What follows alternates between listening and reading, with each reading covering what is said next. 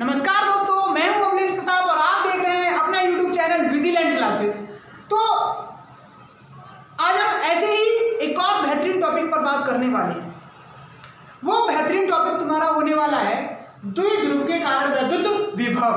द्विध्रुव के कारण वैद्युत विभव याद करिए, हमने इससे पहले पढ़ा था कि वैद्युत क्षेत्र, क्या पढ़ा था? वैद्युत क्षेत्र किसके कारण? वैद्युत द्विध्रुव के कारण। तो द्विध्रुव के कारण मैंने देखा था कि जो अक्ष पे आता था तो वो आता था 2kp/r³ और निरक्ष पे आता था kq/r³, तो ये आता था। तो आज हम इसी प्रकार आगे बढ़ते हैं और हम करने वाले हैं वैद्युत द्विध्रुव के बारे में बात। तो देखो, वैद्युत द्विध्रुव के बारे में करेंगे तो तीन प्रकार से करेंगे: अक्ष पर, निरक्ष पर और किसी सामान्य बिंदु पर। अक्ष पर, निरक्ष पर और किसी सामान्य बिंदु पर। तो पहला सामान्य बिंदु में लिया जाता है बेटा कि द्विध्रुव के अक्ष पर वैद्युत विभव। द्विध्रुव के अक्ष पर वैद्युत विभव, तो इसमें बात करते हैं। तो देखते हैं, समझते हैं। तो सबसे पहले मैंने बात की द्विध्रुव के अक्ष पर। तो सबसे पहले हम बनाएंगे क्या? एक द्विध्रुव। मैंने बनाया बेटा एक द्विध्रुव, एक तरफ -q आवेश और दूसरी तरफ +q आवेश। यहां मैंने कोई वो बिंदु ले लिया जिस पर मुझे वैद्युत क्षेत्र की वैद्युत क्षेत्र नहीं, वैद्युत विभव ज्ञात करना है। ठीक है, तो इसका ये केंद्र और यहां से यहां तक की दूरी कितनी? 2a। अगर इसका ये केंद्र है तो a इधर और a इधर। इसके केंद्र से इस बिंदु तक की दूरी मैंने मान ली r। तो बताइए ये टोटल डिस्टेंस कितनी हो जाएगी? यहां से लेके r + a यहां तक, और ये वाली कितनी हो जाएगी? r - a क्यों? अब देखिए, इतनी मुझे पता है कि नहीं, इतनी डिस्टेंस पता है, इसमें से अगर मैंने इतनी घटाई तो इधर वाली मिल जाएगी कि नहीं? तो वही मैंने किया है। अब देखो, -q आवेश के कारण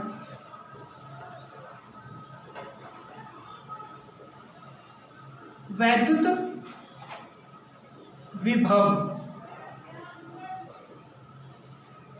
वैद्युत विभव। तो देखो, -q आवेश के कारण वैद्युत विभव बिंदु किस पर? A पर। किस पर बेटा? बिंदु A पर। तो बिंदु A, ये माइनस के कारण देख रहा हूं, तो यहां पर मुझे पता है बिंदु आवेश के कारण हमने पिछली डेरिवेशन में किया था, क्या आया था? kq/r²। r कितना आया था? kq/r। तो पिछली वीडियो में हम देख चुके हैं। तो बिंदु आवेश के कारण वैद्युत विभव का फॉर्मूला कितना आता था? kq/r। तो वही हम यूज करने वाले हैं यहाँ पे। तो देखिए, तो -q के कारण कह रहा हूं, तो मैं इसको कह दूं बेटा कितना? v - q, सफिक्स में लगा दिया मैंने -q, इक्वल टू मेरे पास कितना आएगा? k - q/r। r कितना मेरे पास? r + a। तो इसको मैं ऐसे लिख सकता हूं -kq/r + a। इक्वेशन नंबर 1 क्या है? बताइए। इसी तरीके से +q आवेश के कारण बिंदु A पर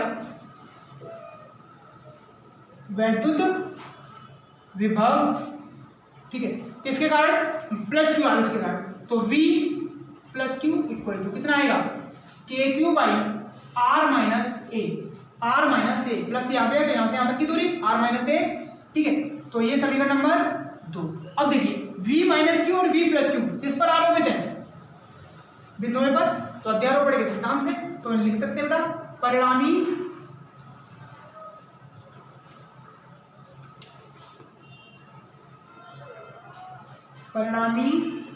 विभव। क्या?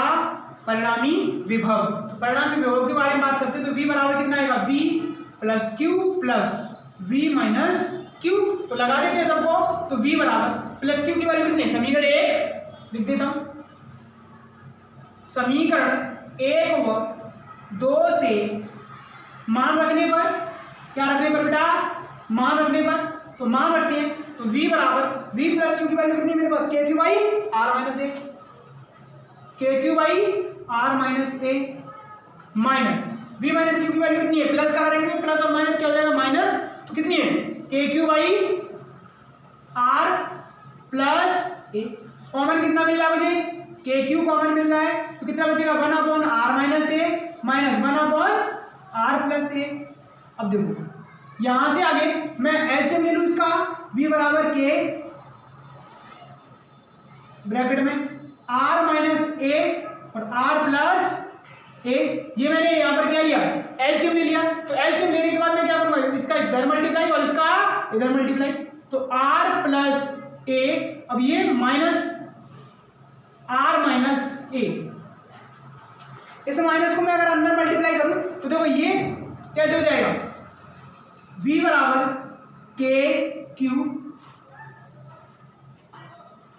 r प्लस ए माइनस r प्लस ए अपॉन, देखो एक ब्रैकेट में a माइनस बी, दूसरे में a प्लस बी, क्या होता है a square minus b square, क्या होता है a square minus b square, यानी r square minus a square. देखिए आर से आर कट जाएगा तो v इक्वल टू कितना आएगा, k into q into two a upon r square minus a square. क्या मैं इसको ऐसे लिख सकता हूँ, ध्यान से देखना बेटा, क्या मैं इसको ऐसे लिख सकता हूँ, v equal to 2aq into k upon r square minus a square. बताइए क्या मैं ऐसे लिख सकता हूँ, लिख सकता हूँ, हाँ लिख सकता हूँ। देखो बेटा, तो यानी मेरे पास हम जानते हैं, क्या जानते हैं, कुछ तो जानते हैं बेटा, डेफिनेटली हर हालत पे जानते हैं, क्या जानते हैं, हम ये जानते हैं बेटा कि द्विध्रुव में दो आवेश होते हैं, दो आवेश होते हैं, ये बात ठीक है, लेकिन दोनों ही विपरीत प्रकृति के होते हैं, समझ रहे हो, द्विध्रुव में दो आवेश होते हैं, यहां तक बात ठीक है। अब दोनों ही विपरीत प्रकृति के होते हैं, अर्थात एक प्लस और दूसरा माइनस। प्लस और माइनस क्या करता है, एक दूसरे को अट्रैक्ट करता है, प्लस और माइनस क्या करता है, एक दूसरे को अट्रैक्ट करता है। जब अट्रैक्ट करेगा तो क्या, दूरी को कम से कम करना चाहेगा। तो यानी मेरे पास ए स्क्वायर क्या है, द्विध्रुव के बीच की दूरी है, लेकिन वो भी आधी, कहाँ देखो, तो ये टोटल दूरी कितनी थी 2a, और a इसका आधा भाग है, तो a का वर्ग, यानी एक तो 2a पहले से छोटी है और उसके बाद a और है, तो a है तो 2a की आधी हुई, तो 2a से a छोटी हो गई। अगर मैं देखो छोटी संख्या का एक और वर्ग करता हूं तो और अधिक छोटी हो जाती है, अर्थात a बहुत ही छोटी है किससे, r से, तो a स्क्वायर और भी छोटी होगी किससे बेटा, r स्क्वायर से। बताइए, तो a स्क्वायर को छोड़ने पर, तथा एक और बात जानते हैं क्या, कि 2aq इक्वल टू होता है p, तो v इक्वल टू आता है p k upon r square, क्योंकि a स्क्वायर को हमने छोड़ दिया, हट गई वो, तो v बराबर क्या आता है k p upon r square. बताइए, इसको मैं ऐसे भी लिख सकता हूँ p upon 4 pi epsilon naught into r square, क्योंकि p की वैल्यू कितनी होती है 1 अपॉन 4 पाई एप्सिलॉन नॉट, मैंने अपॉन में ही लगा दिया। बताइए कोई दिक्कत हुई इसमें, बताइए, देख लीजिए, स्क्रीनशॉट लेना चाहो तो ले लीजिए स्क्रीनशॉट इसका।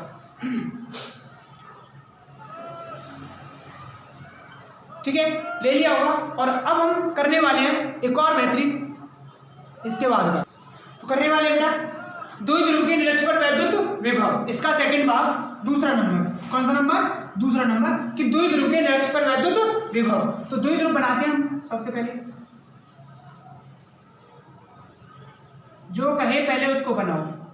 इसका केंद्र ये, केंद्र से r दूरी पर कोई एक बिंदु स्थापित है, इस बिंदु पर हमको क्या निकालना है, वैद्युत क्षेत्र की तीव्रता नहीं, वैद्युत विभव निकालना है हमको।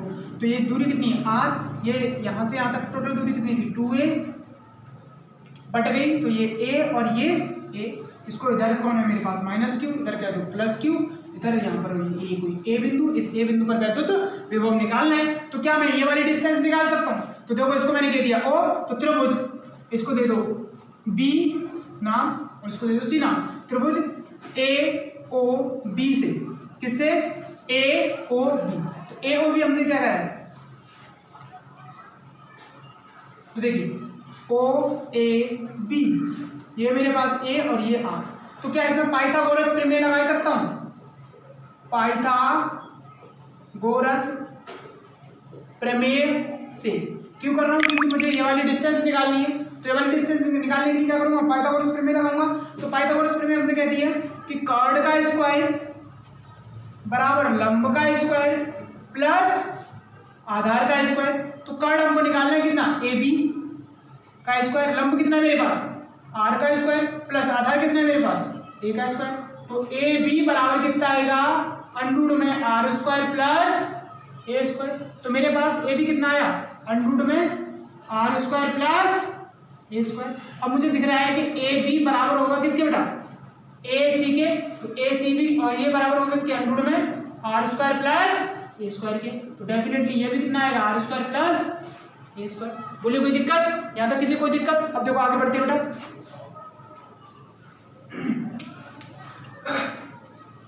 बढ़ते हैं। माइनस क्यू आवेश के कारण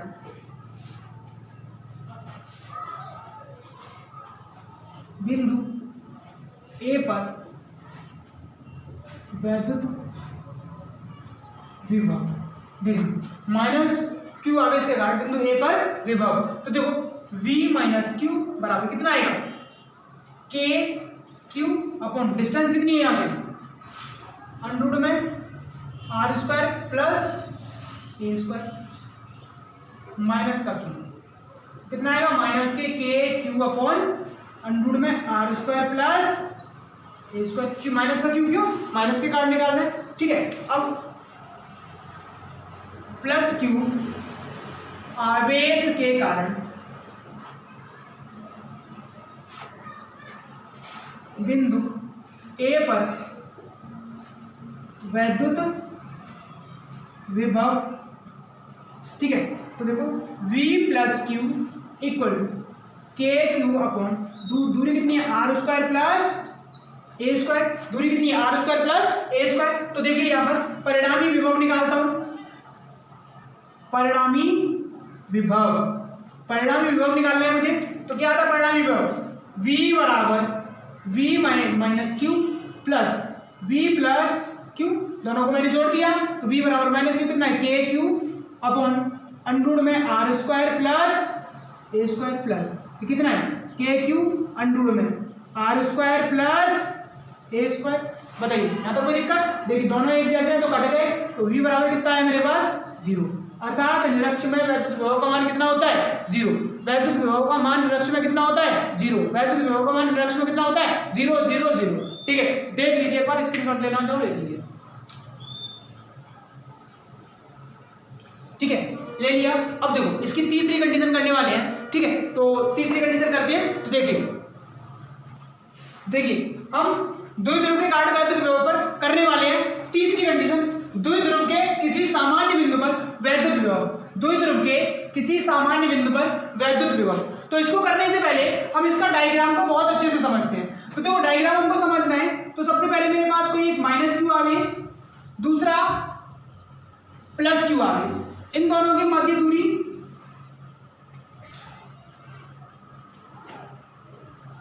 2a, इन दोनों की मध्य दूरी 2a। ठीक है, बहुत ध्यान से समझना है। मैं कहीं भी किसी भी बिंदु पर मैंने कोई एक बिंदु ले लिया, जरूरी नहीं है यहाँ लेना है, कहीं भी ले सकते हो। ठीक है, तो मैंने वहां पर बिंदु लिया। तो मैंने सबसे पहले देखा कहां से होगा, ये इसके सेंटर से। सेंटर से कितनी दूरी पर, सदैव r डिस्टेंस पर। जब भी द्विध्रुव के केंद्र से कोई भी दूरी लेंगे तो कितनी पे, r पे। कोई दिक्कत? अब देखिए, अब मुझे यहां से यहां तक और दूसरी, इन दोनों आवेशों से दूरी बना दी मैंने। अब देखो मेरे पास, ये मैं मान ले रहा हूं मेरे पास ये डिस्टेंस r1 और ये मेरे पास डिस्टेंस r2। अब देखो अगर मैं इसको देखना चाहूं तो ये वाली डिस्टेंस इस वाली डिस्टेंस से बड़ी होगी। मैंने इस बिंदु को a माना, इस बिंदु को o माना, इधर a और इधर a, कंप्लीट डिस्टेंस कितनी होगी, 2a। अब देखो मैं यहाँ पर देखना चाहूं तो मेरे पास ये वाली डिस्टेंस इस वाली डिस्टेंस से ज्यादा होगी और ये वाली डिस्टेंस इस वाली डिस्टेंस से कम होगी। तो इसको कम या ज्यादा देखने के लिए हम करते क्या है, हम करते हैं कि इसको थोड़ा सा आगे बढ़ाएं और 90 डिग्री फॉर्म करके इससे मिला दें। अर्थात देखिए मैंने इसको थोड़ा सा आगे बढ़ाया और इस पर 90 डिग्री फॉर्म किया, 90 डिग्री फॉर्म करके मैंने बना दिया। यानी अर्थात यहां पर एंगल कितना बनना है, 90 डिग्री। ठीक है, कुछ इसी प्रकार मैंने यहां पर किया, क्योंकि मुझको देखना है इनको बराबर करना है। तो बराबर करने का मेरे पास एक ही तरीका है कि 90 डिग्री फॉर्म कर दो सामने वाली लाइन पर, जो लाइन बड़ी है मेरे पास। तो मैंने वहां पर 90 डिग्री फॉर्म किया। तो अर्थात मेरे पास, मैंने इसको नाम दे दिया D, इसको नाम दे दो B, C और इसको दे दो E। ठीक है, तो ये मेरे पास D, तो ये वाला कोण थीटा था, तो डेफिनेटली इसके बैक कोण भी कितना होगा थीटा, क्योंकि एकांतर कोण आपस में कैसे होते हैं बराबर। तो देखो एकांतर कोण बराबर होने के कारण मेरे पीछे वो कितना एंगल आया थीटा। तो मेरे पास अगर मुझे R1 और R2 मिल जाए तो मैं इस पर वैद्युत विभव को आसानी से निकाल सकता हूँ। क्या मिल जाए, R1 और R2 मिल जाए तो मैं वैद्युत विभव को आसानी से निकाल सकता हूँ, क्योंकि मुझे पता है कि वैद्युत विभव निर्भर करता है किस पर, दूरी पर। वैद्युत विभव निर्भर करता है किस पर, दूरी पर, क्योंकि वैद्युत विभव दूरी के व्युत्क्रमानुपाती होता है। ठीक है, तो वैद्युत विभव दूरी के व्युत्क्रमानुपाती होता है, तो अगर मुझे दूरी मिल जाए तो मैं आसानी से इसको कर पाऊंगा। तो देखते हैं, दूरी को फाइंड करने की कोशिश करते हैं। अब ये मुझे दूरी मिलेगी कैसे, अर्थात अगर मुझे ये दूरी चाहिए तो ये दूरी मिल जाए कंप्लीट मुझे, तो मैं निकाल सकता हूँ। ये वाली दूरी मुझे मिल जाए तो मैं निकाल सकता हूँ। अगर मुझे ये वाली दूरी चाहिए तो मुझे इतनी दूरी मिल जाए तो मैं निकाल सकता हूँ। तो यहाँ पर देखते हैं बेटा, बहुत ध्यान से समझना है, सबसे बड़ा खेल इस वाली डेरिवेशन में दूरी का है। अगर तुमने दूरी को सही से फाइंड कर लिया तो तुम इस डेरिवेशन को आसानी से कर पाओगे। अगर दूरी नहीं निकाल पाए तो दिक्कत हो जाएगी। तो सभी लोग ध्यान से देखना। तो देखो, सबसे पहले मैं यहाँ पर करता हूँ कुछ खेल। मेरे पास एक ट्राइंगल है, ये डिस्टेंस मेरे पास R है। मैं मान ले रहा हूं मेरे पास ये जो होगा AD जो होगा AD मेरे पास किसके बराबर होगा, AO माइनस DO। बताओ, जो मेरे पास AD की बात करता हूं, AD यानी कंप्लीट डिस्टेंस इतने की बात करता हूं, तो क्या मैं इतने में से इसको घटा सकता हूं? बताइए, क्या टोटल से मैं इसको घटा दूं तो मुझे ये वाली डिस्टेंस मिल जाएगी? हाँ, मिल जाएगी। अब देखो, मैंने इसको नाम दे दिया समीकरण 1। ठीक, अब इसके बाद मैंने देखना है कि अब सिमिलर चीज मेरे पास यहां भी है, तो AD जो होगा वो किसके बराबर होने वाला है, AC के। AC, तो देखो AC मेरे पास कितने के बराबर है, R1 की। तो क्या मेरे पास R1 इक्वल टू कितना आएगा, AO माइनस के DO। इतना बताइए, और इसको दो समीकरण, इसको नहीं, इसको समीकरण 1 दो। इतना बताइए कि समझ में आया? ठीक है, इसके बाद यहाँ पर अगली वाले में बात करते हैं। तो पहले चलो इसी समीकरण के लिए सॉल्व करते हैं, अगले वाले के लिए दूसरी बात में बात करते हैं। तो अगर मुझे AO तो मुझको पता है कितनी है, A से लेकर O तक डिस्टेंस कितनी है, R। तो क्या मैं AO की जगह R लगा सकता हूँ? हाँ, लगा दीजिए। ठीक है, तो R1 इक्वल टू कितना आएगा, R माइनस के DO। अगर मुझे DO डिस्टेंस पता चल जाए तो मैं आसानी से इसको निकाल सकता हूँ। तो DO डिस्टेंस देखिए मैं कैसे निकालता हूँ। तो मेरे पास त्रिभुज बन रहा है, त्रिभुज ODC से। ठीक है, त्रिभुज ODC क्या कह रहा है हमसे, ODC ये कह रहा है कि यहां पर एक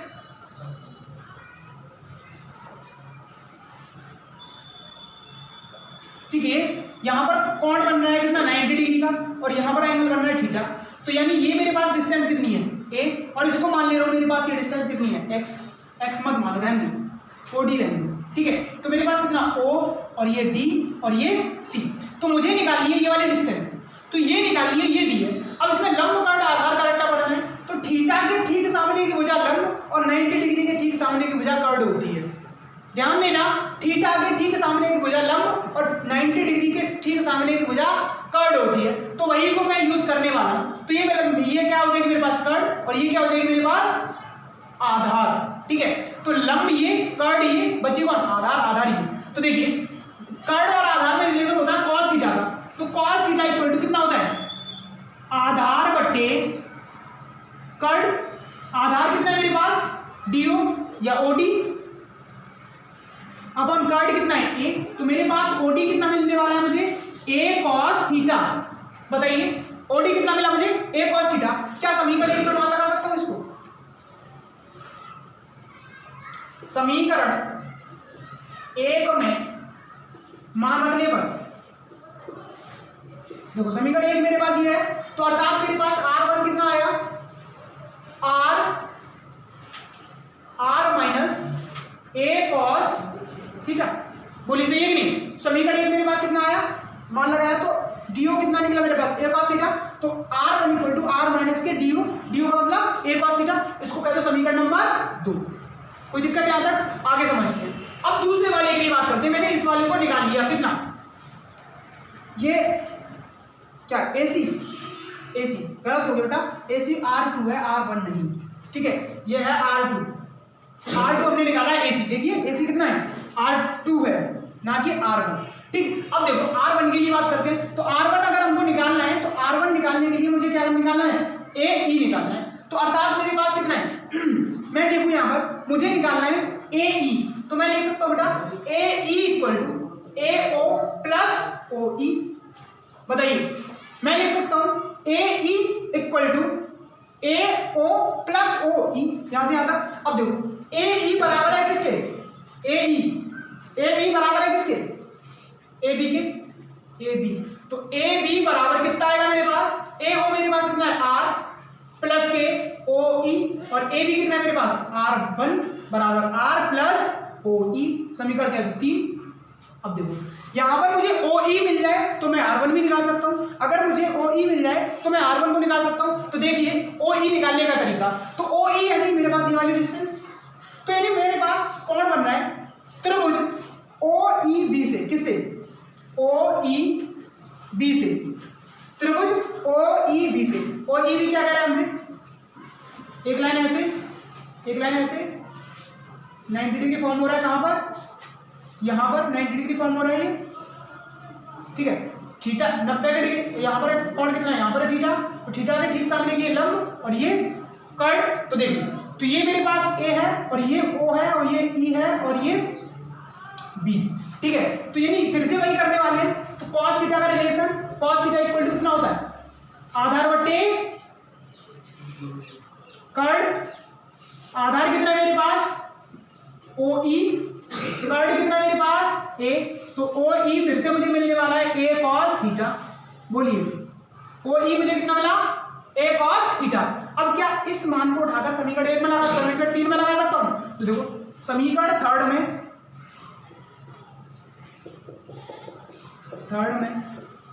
मान रखने पर, तो समीकरण 3 में मान रखेंगे, समीकरण 3 मेरे पास ये है, तो R1 इक्वल टू मेरे पास कितना आएगा R plus A cos theta. समीकरण 3 रख दिया तो कितना आया R1 equal to R plus A cos theta. समीकरण नंबर ये हो गया 4। अब देखो मैंने बस दूरियां निकाली, मुझे दूरियां मिल चुकी हैं, R1 और R2 को मैंने फाइंड कर लिया। अब इस डेरिवेशन में कुछ नहीं बचा है, वैल्यू लगाइए और आंसर पाइए। तो देखो तो यहां पर बात करते हैं, तो -q आवेश के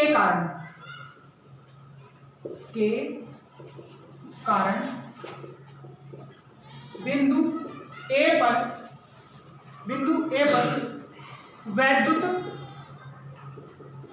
विभव, तो देखो कितना आएगा V minus q equal to कितना आएगा K क्यू अपॉन, माइनस है तो माइनस वाला आ गई, माइनस क्यू अपॉन यहां पर कितना R1। तो देखो मेरे पास कितना आएगा, तो मेरे पास minus k q upon R1। दूसरा प्लस क्यू आवेश के कारण बिंदु A पर वैद्युत विभव। तो देखिए किसके कारण प्लस क्यू आवेश के कारण बिंदु A पर वैद्युत विभव, तो V plus q equal to कितना आएगा के क्यू बाई R2, क्योंकि इस प्लस के कारण कितनी है R2 दूरी है और माइनस के कारण कितनी थी R1 दूरी थी, मैंने लगा दिए। मुझे परिणाम ही निकालना है, तो परिणाम निकालने के लिए देखिए मैं इधर रफ कर रहा हूं इसको, किसको रफ करें, आप एक बार स्क्रीनशॉट ले लीजिए, मैं रफ कर रहा हूं इस साइड को। चलो इसे कर देता हूं, मैं डिस्टेंस लिख दे रहा हूं बस तुम्हारे लिए। मेरे पास कितना आया R1 मेरे पास आया है R प्लस, अच्छा R1 लिखा हुआ है मेरे पास, R2 लिख दे रहा हूं। R2 मेरे पास कितना आया R minus A cos theta, ये मेरे पास आया समीकरण नंबर ये 2 था, मैंने लिख दिया है साइड में। तो अब मैं इसको रफ कर रहा हूं, ध्यान से देखना।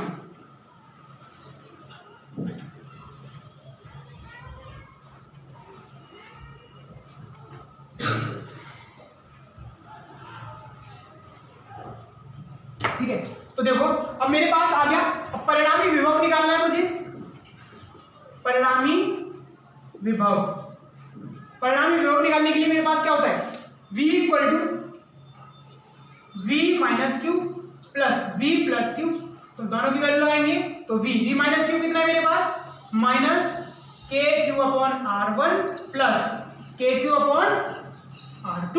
कोई दिक्कत? अब देखो यहां से कॉमन कितना हो रहा है मेरे लिए, के क्यू कॉमन हो रहा है, तो 1 upon R2 minus 1 upon R1 कर सकता हूं क्या, क्योंकि माइनस वाला तो उधर इंटरचेंज कर दिया मैंने। अब देखिए यहां पर क्रॉस मल्टीप्लाई एलसीएम लेके, तो v इक्वल टू के क्यू ब्रैकेट में R1 और R2 मैंने एलसीएम लिया, तो R1 इधर आएगा और माइनस R2 इधर जाएगा। बोलिए क्या मैं मान लगा सकता हूं? समीकरण 2 व 4 से मान रखने पर, क्या रखने पर बेटा, मान रखने पर, देखिए v इक्वल टू के क्यू, R1 की वैल्यू देखो कितनी है, r plus a cos theta, r plus a cos theta, minus R2 की वैल्यू कितनी है, माइनस r माइनस ए कॉस थीटा, अपॉन में कितना आएगा, R1 इंटू R2 है, तो देखो R1 कितना है मेरे पास, ए cos theta into a cos theta, sorry R1 है मेरे पास r plus a cos theta और दूसरा है r माइनस ए कॉस थीटा। अब देखो मुझे यहां पर माइनस को अंदर मल्टीप्लाई करना है, तो माइनस को अंदर मल्टीप्लाई करूंगा तो कितना आएगा, के क्यू ब्रैकेट में r plus a cos theta, minus अंदर गया तो प्लस ये हो गया r cos theta upon r square minus a square into cos square theta. ये वाली बात सहमत हो? अब देखो r से r कट जाएगा, साइड वाला रफ कर रहा हूं, बड़ी डेरिवेशन है बेटा, बहुत ध्यान से समझ के चलना है तुमको, ठीक है। अब देखिए v इक्वल टू मेरे पास कितना आया, k q into a cos theta, और ए कॉस थीटा कितना हुआ, 2a cos theta into 2a cos theta upon r square minus a square cos square theta, ठीक है। यानी मेरे पास बन रहा था एक ब्रैकेट में a प्लस बी और दूसरे ब्रैकेट में a माइनस बी, तो मैंने लगाया बेटा ए स्क्वायर माइनस बी स्क्वायर का फॉर्मूला और मेरे पास बन गया ये। तो मैं यहाँ पर जानता हूँ v इक्वल टू मैं कर सकता हूँ 2aq into k into cos theta upon r square minus a square cos square theta. अब देखो यहाँ पर फिर से हम जानते हैं, क्या जानते हैं, वही जो अभी हमने सीखा, हम जानते हैं, हम क्या जानते हैं, हम ये जानते हैं कि a जो है बहुत छोटा है किससे, r से, तो a स्क्वायर और भी छोटा होगा किससे, r स्क्वायर से, तो a square cos square theta और भी छोटा हो जाएगा उसको छोड़ने पर, है ना। एक तो ये बात, और दूसरी कौन सी बात कि 2aq इक्वल टू होता है क्या, p, तो मैं लगाऊंगा बेटा इक्वल टू कितना आएगा, p into k cos theta upon कितना बचेगा, आर स्क्वायर, तो v इक्वल टू मेरे पास आएगा k p cos theta upon r square. ये मेरे पास आ गया फाइनल डेरिवेशन। तो v इक्वल टू मैं इसको ऐसे भी कर सकता हूँ, p cos theta upon 4 pi epsilon naught into r square, मेरे पास इतना भी हो जाएगा। बताइए किसी कोई दिक्कत आई? ठीक है, तो ले लीजिए एक बार स्क्रीनशॉट, ठीक है, ले लिया होगा। तो आज हम देखो इसके बारे में आगे की, इसके अगर अच्युत और निरक्ष पे बात करते हैं तो देखो अक्ष निरक्ष की बात करते हैं। अक्ष निरक्ष पे कैसे निकलेगा, अगर ये बिंदु यहां ना होकर यहां अक्ष पे होता तो P की दिशा क्या होती है, इधर डायरेक्शन में, तो अक्ष पर थीटा इक्वल टू कितना 0, क्योंकि P की दिशा किधर है, इस डायरेक्शन में, तो P की दिशा इधर है, तो मेरे पास क्या होगा, थीटा इक्वल टू 0, जिस साइड में वैद्युत विभव निकाल रहा हूं उसी साइड क्या है, P की दिशा, तो मेरे पास ये क्या हो जाएगा, थीटा 0। तो थीटा जब 0 हो जाएगा तो V किस पर निकलेगा, अक्ष पर, V अक्ष पर कितना आएगा, P cos 0 बटे 4 पाई, इसमें मतलब ऊपर वाले में लगा k p cos 0 upon r square, cos 0 की वैल्यू कितनी होती है 1, तो V अक्ष पर कितना आएगा मेरे पास, के पी अपॉन आर स्क्वायर। ये वाली बात ठीक है कि नहीं? अगर निरक्ष की बात करूं तो निरक्ष यानी ये वाला बिंदु कहाँ है, यहाँ पर, और ये ऐसे करके यानी एक दूसरे के लंबवत हो जाएंगे, बिंदु ऊपर और पी की दिशा कैसे, ऐसे एक दूसरे के लंबवत निरक्ष पर। थीटा इक्वल टू कितना 90, तो v निरक्ष कितना होगा के पी कॉस 90, और cos 90 की वैल्यू होती है 0, ये टर्म 0, तो ये कंप्लीटेड टर्म 0, तो v निरक्ष पर कितना आएगा 0। ठीक है, तो ये देख लीजिए आप अक्ष पर और निरक्ष पर भी हमने इसे निकाल दिया। तो आप देखते रहिए इसी प्रकार, तो स्क्रीनशॉट लेना चाहो तो ले लीजिए। ठीक है, तो आज की क्लास रखते हैं बस इतनी ही। ठीक है, तो कैसा रहा कंटेंट आप आज का, तो आज हमने 3 डेरिवेशन को कंप्लीट किया, द्विध्रुव के अक्ष पर, द्विध्रुव के निरक्ष पर और सामान्य स्थिति में। सामान्य स्थिति इतनी भयंकर थी कि 3 बार बोर्ड को में बिगाड़ना पड़ गया। ठीक है, तो आप प्रॉपर तरीके से इस डेरिवेशन को देखिएगा। ठीक है, तो बेहतरीन लेवल, अगर तुमने सामान्य स्थिति वाले में तुमने दूरी को निकाल लिया तो डेरिवेशन आसानी से सॉल्व हो जाएगी। तो ठीक है, तो क्लास रखते हैं इतनी ही, ज़्यादा समय ना बर्बाद करते हुए आप अपनी पढ़ाई पे फोकस करिए। ठीक है, तो आपको अगर हमारा कंटेंट पसंद आता है तो चैनल को लाइक करिए एंड शेयर करिए एंड सब्सक्राइब करिए। ठीक है, तो तब तक के लिए take care and bye bye.